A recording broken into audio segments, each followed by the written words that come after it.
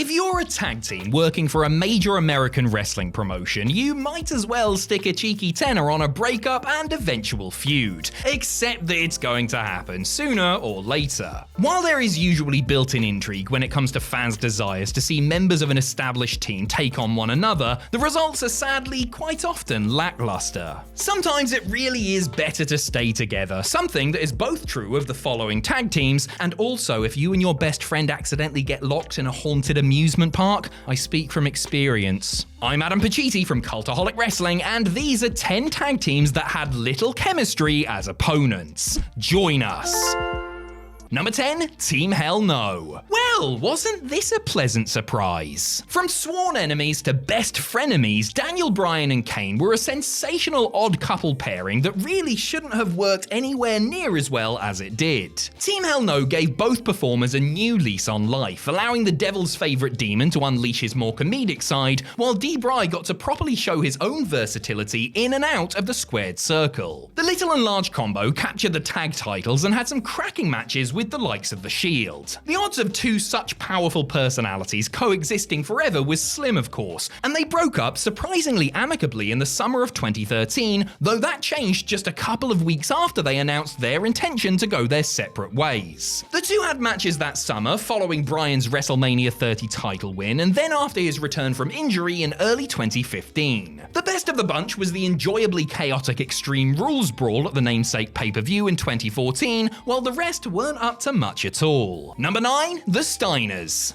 The Steiners were one of the top tag teams of the 90s, equally loved by fans and feared by opponents for their crushing, suplex-based style, which brought them great success and plenty of championships across runs in WCW, WWE, and in Japan. While in their primes, they neglected the opportunity to go solo, despite bookers believing that the two of them could be single stars and that there would be money in a feud between the two. The pair finally relented, and at Super Brawl 1998, the genetic freak shockingly turned on the dog-faced gremlin. That was in February, and they didn't actually meet in a singles match until September, largely due to Rick suffering an injury that put him on the sidelines for a while. When they finally faced off in the ring at Full Brawl, their match was basically over before it got a chance to start, ending in a no contest at the 5.5-minute mark following a terrible fake injury angle featuring Buff Bagwell. And that was it. No singles rematch, just a series of iffy tag bouts. Based on what we saw at Full Brawl, perhaps the lack of rematch wasn't such a bad thing. Number 8, Road Dogg and xPac.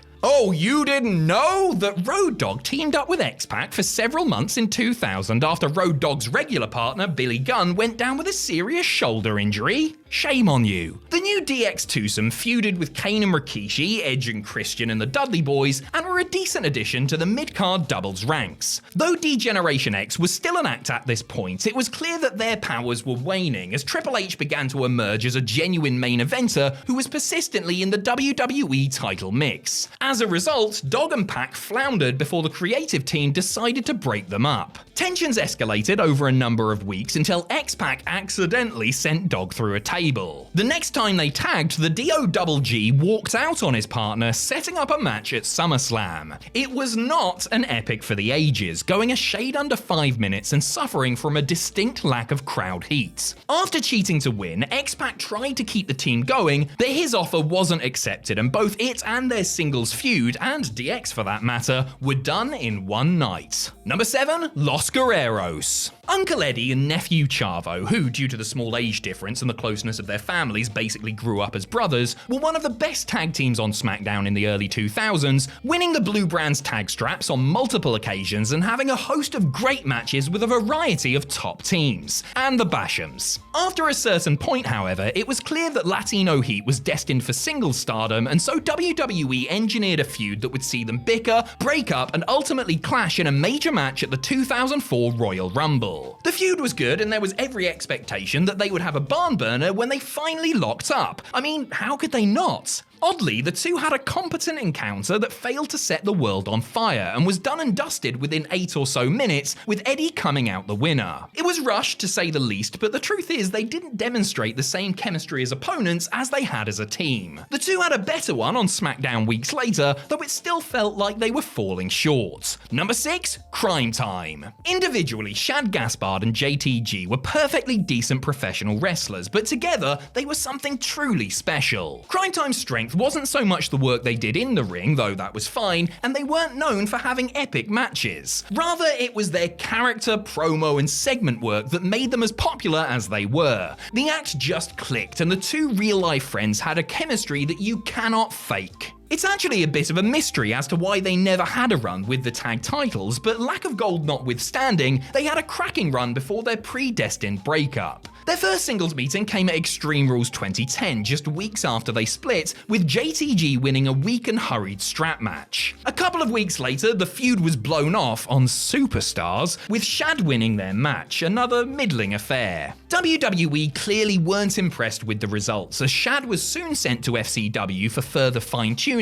and then was released 6 months later, while JTG hung around for another 4 years of mainly enjoying catering and avoiding Johnny Ace's calls. Number 5, Edge and Christian. It's somewhat incredible to think that Edge and Christian's initial record-setting tag run only lasted for 2.5 years. ENC, along with the Hardys and Dudleys, helped completely change the tag team landscape at the turn of the new millennium, playing their part in the series of legendary TLC matches while capturing the WWE tag titles on 7 separate occasions. Great as they were as a team, let's also not forget the 5-second pose and uproarious backstage comedy with Kurt Angle, Mick Foley and others. Management looked at the two blonde Canadians and saw 2 potential single stars. Well, I say that, they saw WrestleMania headliner Edge and his mate Christian, who is also very good, but not quite as tall as Edge. It's enough to make a man jealous, which is the storyline WWE went with when the two began feuding after inevitably splitting up in the summer of 2001, setting up a program over the Intercontinental title. Their matches were merely okay, but not much more, with Edge emerging as the overall winner, while Captain Charisma went back to tag teaming. Number 4, Harlem Heat. Right up there with the Steiners as one of WCW's best teams, Harlem Heat may not have had the same high reputation when it came to contesting cracking matches, but they had their fair share and were consistently in the tag team title picture. In fact, brothers Booker T and Stevie Ray won the belts a record 10 times. All good things must come to an end, mind you, and the seeds of a breakup were sown in early 2000 after Booker had resisted the urge to batter his bro who had temporarily joined the NWO. Following a reformation, the elder sibling eventually snapped and the match was made for Sold Out. Now, here's the thing. Booker was a hell of a worker in his own right and had every ingredient to be a single star, something he would prove not too long after finishing up this family dispute. Stevie Ray, on the other hand, was most definitely protected by being in a tag team and didn't quite measure up as a single star. The upshot was their match was crap, as were the subsequent rematches. Number 3, Rob Van Dam and Kane. The unlikely duo of Rob Van Dam and Kane were thrown together in 2003 when WWE didn't have anything better for the two talented stalwarts to do. Their odd chemistry and clash of characters, the laid-back stoner and the murderous pyromaniac, always a winning combination, made them a popular act, and the two bagged the World Tag Team titles, which they held for a not half bad 76 days. After dropping the straps, the Big Red Machine had a short feud with World Heavyweight Champion Triple H, which led to him losing his mask after unsuccessfully challenging for the belt. The unmasking turned Kane back into a fiery hell demon and he attacked his partner, leading to a no-holds-barred match at SummerSlam. The two Hall of Famers tried, and it wasn't a total car wreck or anything, but really it wasn't any good either. Their contrasting styles, which had worked so well while teaming up, went together like, I don't know, CBD oil and gasoline when the two squared off, and there were a few noticeably clumsy moments. Number 2, Carlito and Chris Masters. It wasn't hard to see why WWE and fans had both Carlito and Chris Masters pegged as future stars. Carlito was young, cool, and charismatic, and was pretty much born into the business as the son of legendary promoter and wrestler Carlos Colon. Chris Masters, on the other hand, had the sort of physique that makes Vince McMahon cancel all his remaining appointments for the rest of the day after seeing it for the first time. They were a pair of studs, no doubt about it, and they found themselves thrown together in a tag team, their combination of raw power and apple-spitting prowess seeing them booked as challengers for Big Show and Kane's World Tag Team titles at WrestleMania 22. After failing to unseat the Giants, Carlito and Masters split up and began a program that culminated in a singles match at Backlash. Kicking off the pay-per-view, the two hot prospects had a dull, underwhelming match that also had a bungled finish. Masters forgot to kick out after a dropkick and the ref had to cover for him. When the two met at New Year's Revolution months later, the results were similarly disappointing. Number 1, the Hardy Boyz. Before making it to WWE, Matt and Jeff Hardy had wrestled each other countless times on the makeshift trampoline ring they had set up in their dad's backyard. Then they worked against each other a couple more hundred times for their Omega independent promotion before getting signed by WWE and finding fame as a team. Despite being one of the company's most popular acts, WWE had designs to split them up starting in late 2001. The two squabbled in the run-up to their hotly anticipated match at Vengeance, which many had pegged as a potential show stealer. Shockingly though, the bout was a total dud, something that Matt later attributed to a particularly nasty bout of food poisoning he was trying to work through. The truth is, people just didn't want to watch the two fight each other, especially not back then. They didn't want to watch them fight in later years either actually, though the brothers did have a rewarding series in 2009, which included a nutty Extreme Rules scrap at WrestleMania 25. That said, they never quite managed to classic against one another, despite their best efforts.